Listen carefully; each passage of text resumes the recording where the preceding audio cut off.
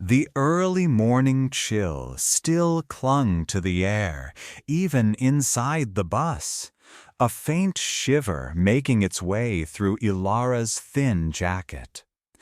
She settled into the window seat, pressing her forehead against the cool glass, watching the streetlights blur into elongated streaks as the vehicle pulled away from the station.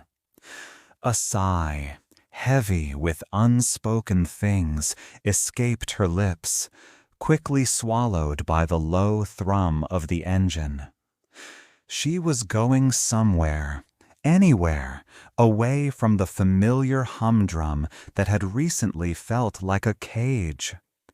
The sky outside was a bruised purple, slowly bleeding into soft pinks and oranges along the horizon, promising a new day, though Ilara felt little hope for it.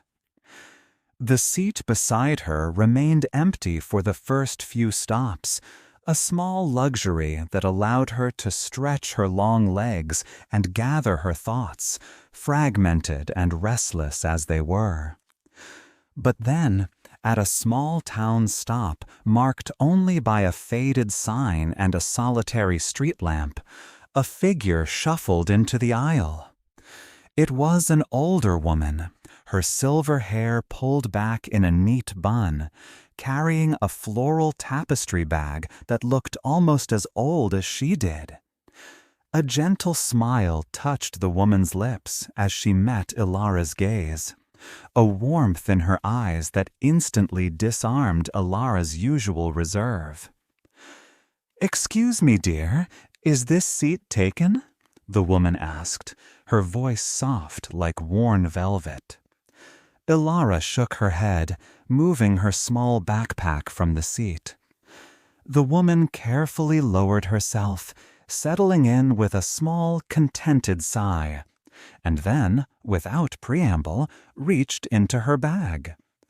Ilara braced herself for the rustle of a newspaper or the snap of a book, but instead, the woman produced a small, exquisitely carved wooden bird, no larger than Ilara's thumb.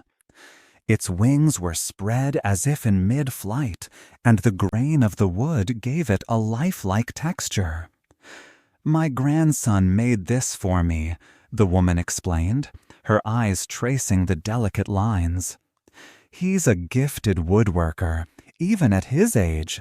10 years old and already crafting such beauty."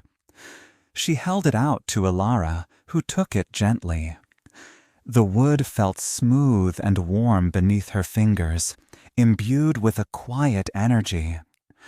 It wasn't just a carving, it was a piece of affection, a story shared.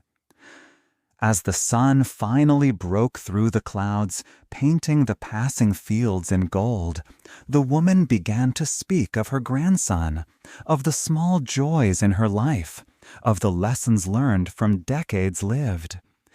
She didn't pry, didn't ask Ilara about her destination or her worries. She simply shared, weaving a tapestry of everyday miracles and enduring love. Ilara found herself listening, truly listening, the knot in her chest slowly loosening. The unexpected kindness, the simple beauty of the wooden bird, the gentle cadence of the woman's voice, it was a sudden, vibrant splash of color in what had been a muted landscape. When the woman finally gathered her bag at her stop, she paused, pressing the wooden bird back into Ilara's hand. "Keep it, dear," she said, her smile deep and knowing.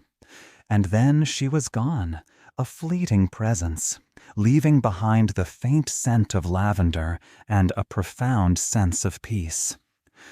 Ilara watched her go, then looked down at the tiny bird in her palm. It wasn't just a carving anymore, it was a symbol, a whispered promise that even on the longest, most uncertain journeys, unexpected kindness and quiet beauty could surprise you, guiding you towards a path you hadn't even known existed. The sun, now high in the sky, seemed to shine a little brighter. The bus continued its steady rumble, but Ilara felt a lightness she hadn't known in months, a tiny wooden bird, a beacon in her open hand.